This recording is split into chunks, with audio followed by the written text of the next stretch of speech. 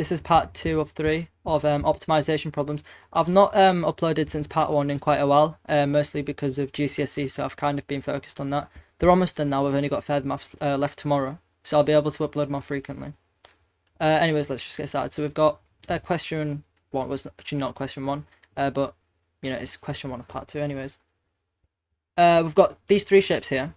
This theta is measured in radians. We've got a rotational symmetry of order 3, which means that this, and this are all equal. They're all identical, and we've got given that the area is 75. This is R, and we want to find the perimeter.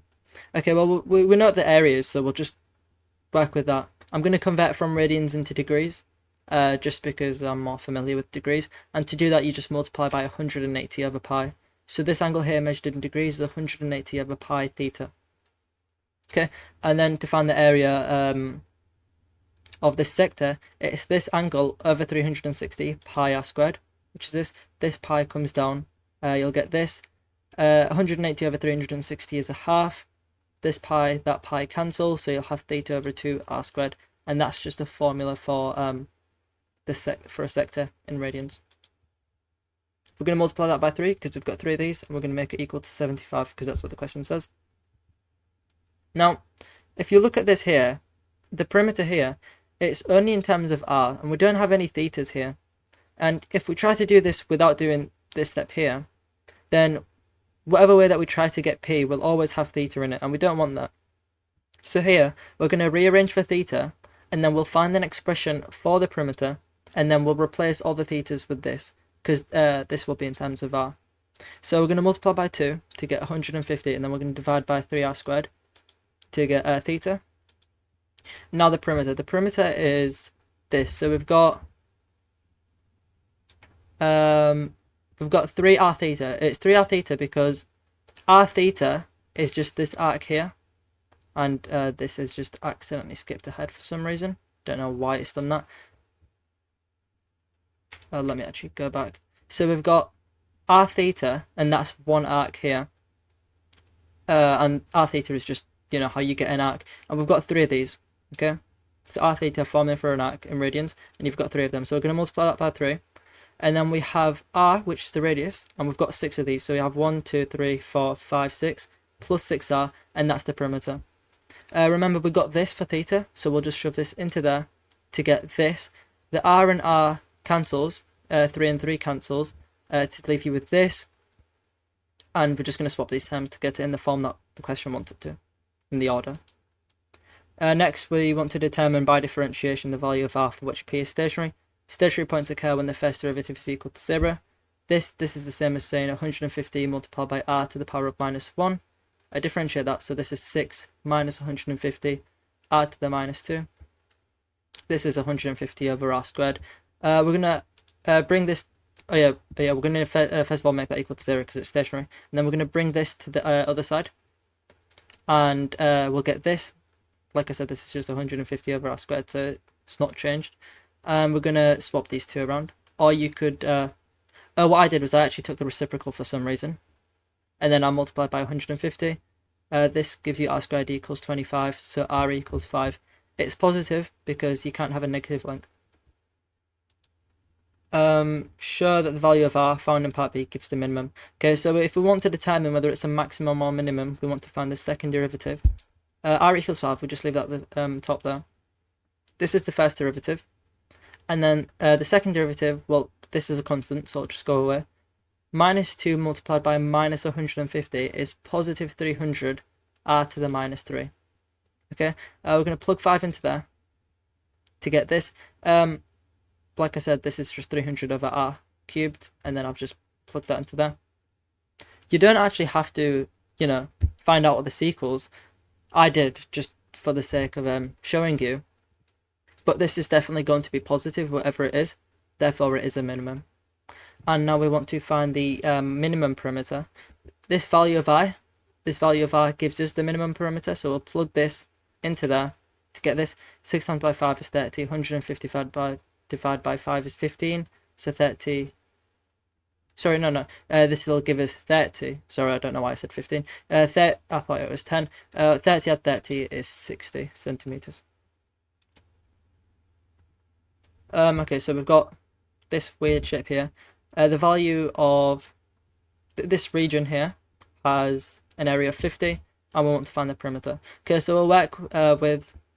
Actually, we'll go for the perimeter first this time, and then we'll use this information later on. So the perimeter, we can say that the perimeter of this shape is, well, if this full thing is 4r, and then this here is 3r, then this is r, and then we have two of them. So we have this side here and this side here. So that's 2r, okay? And then we have this arc here, and this arc, because this arc is 3r theta. It's 3r theta because this is measured in radians, as the question tells us here. And then we've got this larger arc here, and that's going to be 4r theta. Okay, you'll get this for the perimeter. And for the area, we'll just get, if you remember from last time, we found out that the area is theta over 2 r squared. Okay, so theta over 2 r squared is this. And the reason why we've replaced r for 4r here is because obviously the radius here is 4r. And now we're going to take away the area of this smaller sector, which is going to be theta over 2 3r squared, to get the area of r. And that simplifies to give you this. And you can simplify that even further. So you'll have this as 16 r squared theta over 2. And then 16 minus 9, 7 over 2 theta r squared, or r squared theta. So you got that. That equals 50, because that's what the question says. And multiply by 2 on both sides. We're going to rearrange for theta, so we can plug it into there and get rid of any theta. So we have everything in terms of r. So this is 100 over 7r squared. Plug this into there. This might look a bit big, but it's fine. The r's cancel, and this becomes a 400 over 7 over 7. I don't know why I've put 7 squared there. That should say r squared. Now these two are the same, so they've got the same denominator, I mean, so we can just bring these together. So this is 700r over 7r squared. You'll get that. The r's cancel. This is just 100 over r, and that's how the question wants it to be. The value of r can vary. Find an exact value of r for which p is stationary. Stationary points is when the first derivative is equal to 0. We've got this. Remember, this is just r to the power of minus 1. Okay, so minus 1 multiplied by 100 is minus 100. And then this will be over r squared, because r to the minus 1 take away 1 is minus 2. R to the minus 2 is the same thing as saying 1 over r squared. So you'll have this for the first derivative. That equals 0. We're going to bring this to that side. To get this, we're going to multiply by r squared and then divide by 2. Therefore r equals, r squared is 50, so r equals 5 root 2. You want the positive solution because you can't have a negative length. Okay, that part's done. Show the value of r is actually a minimum value for p. Okay, so to determine that, we need to find the second derivative. If this is the first, this is constant, it becomes just nothing. Just be careful here. So we have r to the minus 2. We have 100r to the minus 2. Minus 2 multiplied by minus 100 is positive 200. And then this will be over r cubed. Okay, you'll get this. We just plug our r value into that. You'll notice that this is just greater than 0. Therefore, it must be a minimum value. I've just expanded this for no reason. Okay, so that's the minimum. Calculate the minimum value of p. Well, this value of r gives us the minimum value for p, so we'll just plug this into there. And this isn't too hard to do, so this is 20 over root 2, and this is 10 root 2. We can rationalize this, so this is 20 root 2 over 2, which is the same as saying 10 root 2. 10 root 2 or 10 root 2 is 20 root 2, and that's your answer. And that's also 28.3 apparently.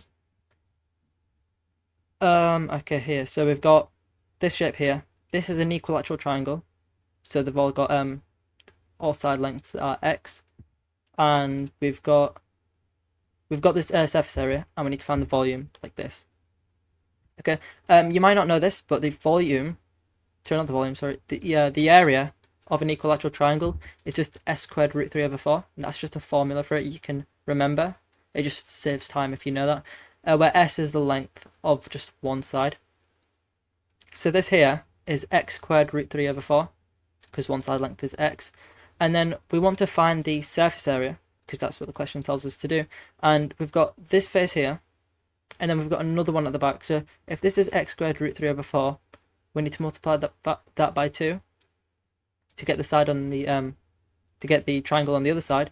And then we've got these rectangles here. So we have this one, and then that one in the back, and then the one at the bottom. This is x, so xy, xy, and then xy. So that's 3xy. This we already discussed why this is that. The 2 and the 4 kind of cancel down, so it's a half x squared root 3. And that equals 54 root 3. It gives you that. We want to rearrange for y, because as you see in here, everything's only in terms of x. So we're going to take away x squared root 3 over 2, and we're going to divide by 3x to get that. This here is 18 root 3 over x. And this 2 comes down. So it's what x root 3 over 6. This 2 multiplies down, so this is 6x, and then x squared and x cancel down to give you that. And the volume, well, the volume, we already know that this is x squared root 3 over 4, so you just multiply that by y to get the volume. We've got y here, so we'll just plug that into there. You get this. This is what is this? So root 3 times by root 3 is 3. 3 multiplied by 18 is 54. And then we've got x squared, 54x squared over 4x. Here we'll have 3 x cubed. 3 over 6 is just... Oh, no, sorry. So we'll just multiply this. We'll multiply the denominator across. So this is 24. And then this will be 3x cubed. Okay, so that's 3x cubed over 24. This simplifies down to 27 over 2x. The x's cancel. And then this is 1/8 x cubed. And that's exactly how the question wants it to be. What we want to find the maximum value of v. Okay, so it must have a stationary point. So just differentiate. This is 27 over 2 and minus 3 over 8 x squared. That equals 0. Stationary points occur when the first derivative is equal to 0. We're going to add 3 over 8 x squared to both sides. And we're going to multiply by 8 and then divide by 3 and then square root all of that. If you do that, that gives you x squared is 36. Therefore, x must be 6. Remember, it's not going to be negative because it's a length. And find the maximum value of v. So we need to plug this into there to find out what v is, because this is the value that gives us the maximum. You can just plug that into a calculator. You can do it in your head though. So 6 cubed is 216. 216 over 8 is like saying 108 over 4, which is like saying 54 over 2, which is like saying... it actually doesn't matter, but this anyways just comes out to being 54 centimeters cubed. Just differentiate again to find out whether it's a maximum or minimum. We know it's going to be maximum, but we'll just show that. Differentiate this again. This becomes minus 6 over 8x to get that. And this also simplifies down. 6 over 8 is obviously 3/4. And then plug in x into there. Plug in x equals 6 into there. This is obviously going to be negative, therefore it is a maximum. Yeah, so this is the maximum. Part B is finished now. On to part C. Determine the value of y when v takes its maximum value. Okay, so we know that v definitely has the maximum value 54, and that's given by x equals 6. So if we plug in x equals 6 into there, actually no, we'll plug it into the other equation for the volume that we have, because that other one has y in it. And if you remember, that's this, because it's just x squared root 3 over 4 multiplied by y. And we know what x equals, that's 6, and we know what the volume is, which is 54. So we'll plug those values in, and then we just want to rearrange for y. So just, if you do that, you'll get y equals 2 root 3. A tank is in this shape here, and it's got a volume 16 pi, and we're given that the surface area is a minimum. Determine the value of r and the value of h. Okay, so here, what we want to do is, first of all, it's always best to just draw out a diagram. That's why I've done this here on the side. The volume is going to be pi r squared h, because it's just this area, and it's kind of be like it's being dragged down h units down. So that's the volume. We know that equals 16 pi, so we'll just set that equal to 16 pi. We're going to rearrange for h, and I'll tell you why later. You could just leave it like this and then realize that you have to rearrange for h later, but I'm just going to rearrange for h now. Okay, and here what we're going to do next is get the surface area. The surface area, we've got pi r squared at the top and then pi r squared at the bottom, so that's 2 pi r squared. And then the curved area is going to be 2 pi r h. The reason why it's 2 pi r h is because if 2 pi r is just this circumference here, it's like only dragging out down the outside edges down h volume, h units. So that's why it's the curved area. So we've got 2 pi r h, add 2 pi r squared. Here this would be a h here, but I've just replaced it with this. And yeah, so we'll just expand this. This is 32. The r cancels, so you get this. And then we're going to differentiate that because we know that it has a stationary point because it's got a minimum. Okay, this here, if you differentiate that, that's 32 pi r to the minus 1. So this is minus 32 pi over r squared to get this. And then we know that equals 0. So just set that equal to 0. Sorry for that. Set that equal to 0. Add 32 pi over r squared on both sides to get that. And then multiply r squared on both sides to get this. Is that what I've done? Oh, no, so I just cancelled the pi's. Multiply by r squared on both sides to get this. 32 over 4 is 8. Cube root 8 is just 2. And now we've got r. That's the first part. Now we need to find h. We have what h is in terms of r, and we know what r is. So we'll just plug this into the 16 over 2 squared is 16 over 4. And 16 over 4 is just h. And that is every question done. Thanks for watching. I'll upload part 3 maybe in a couple of days. I don't know, we'll see. But hopefully it'll be soon.